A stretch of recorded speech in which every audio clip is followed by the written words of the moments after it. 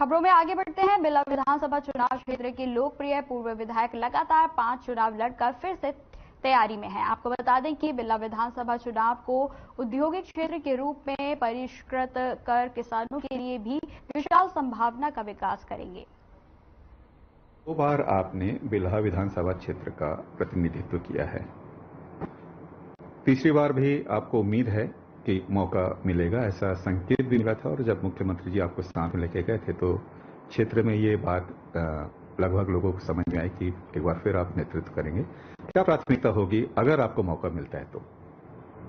माननीय मुख्यमंत्री जी का बड़प्पन है कि मुझे तीसरी बार कांग्रेस पार्टी का टिकट दे करके और जिताने के लिए प्रयास करेंगे और निश्चित रूप से माननीय मुख्यमंत्री और क्षेत्र के मतदाताओं का आशीर्वाद रहेगा तो मैं तीसरी बार भी चुनाव जीत के आऊंगा।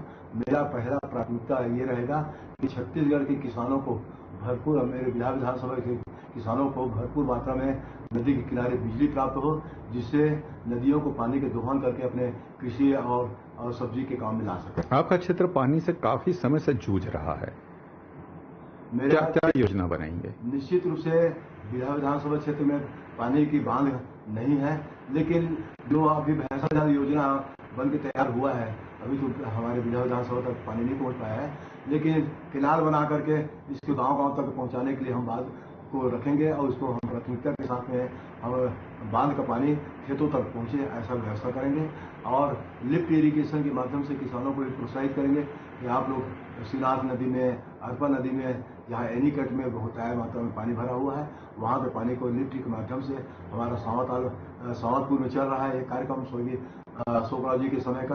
किसानों को प्रोत्साहित करने की जरूरत है, बताने की जरूरत है और आज तो फ्री बिजली मिल रही है, किसानों को चिंता करने की जरूरत नहीं है।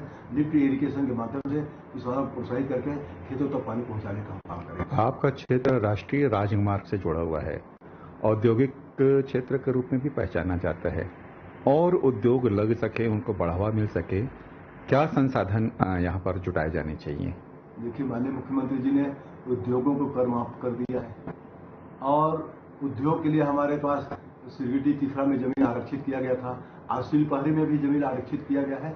बहुत बड़े बड़े उद्योग स्थापित कर सकते हैं, इसलिए तो वहाँ पे पत्थर वाला मिट्टी है और वहाँ पत्थर के मिट्टी में कोई भी बड़ा उद्योग इस्पात चारण अगर लगता है या कोई भी विद्युत की इकाई लगता है तो किसी प्रकार का डैमेज नहीं होगा।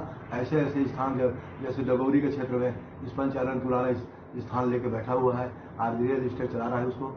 इस तरह से हमारे क्षेत्र में उद्योग के अपार संभावनाएं हैं। यहाँ पानी की उपलब्धता है, कच्चे माल के भी यहाँ कोयला नजदीक से कोरबा से आ सकती है, इसलिए उद्योग को बढ़ावा देने के लिए हम माननीय मुख्यमंत्री से निवेदन करेंगे कि छत्तीसगढ़ में बिल्हा विधानसभा क्षेत्र राष्ट्रीय मार्ग से जुड़ा हुआ है। देश के अन्य राज्यों में कृषि एक उद्योग के रूप में भी है और उस राज्य की अर्थव्यवस्था की रीढ़ का काम करती है।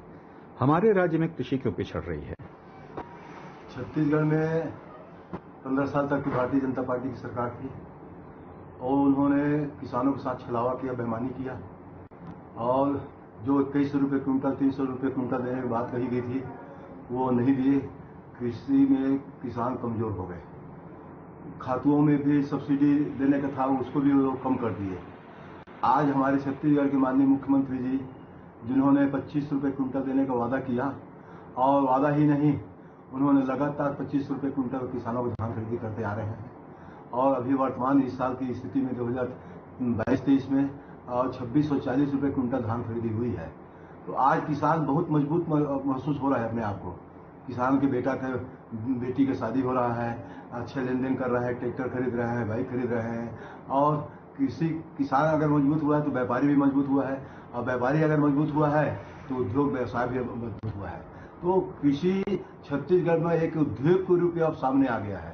कृषि में अब किसी प्रकार कोई कमजोरी नहीं रह गया है और आने वाला समय तो माननीय मुख्यमंत्री जी बोले थे कि हम 28 रुपये क्विंटल में 2023-24 के धान खरीदेंगे और उसके बाद हो सकता है कि 35 रुपये क्विंटल एजेंडा बना करके और आने वाला जो विधानसभा चुनाव है उसमें घोषणा पत्र भी कर सकते हैं। लेकिन किसानों के लिए ये छत्तीसगढ़ जो की सरकार जो है, माननीय भूपेश बघेल की जो सरकार है, उन्होंने ऐसा कदम उठाया है कि आज किसान उद्योग के रूप में अपने कृषि को कर रहे हैं। अच्छा, ये कैसे संभव होगा कि हम छत्तीसगढ़ के किसान से 3500 रुपये क्विंटल इस धान को खरीदें और सिर्फ 3500 रुपये नहीं बल्कि 20 क्विंटल भी खरीदेंगे, कैसे संभव हो पाएगा?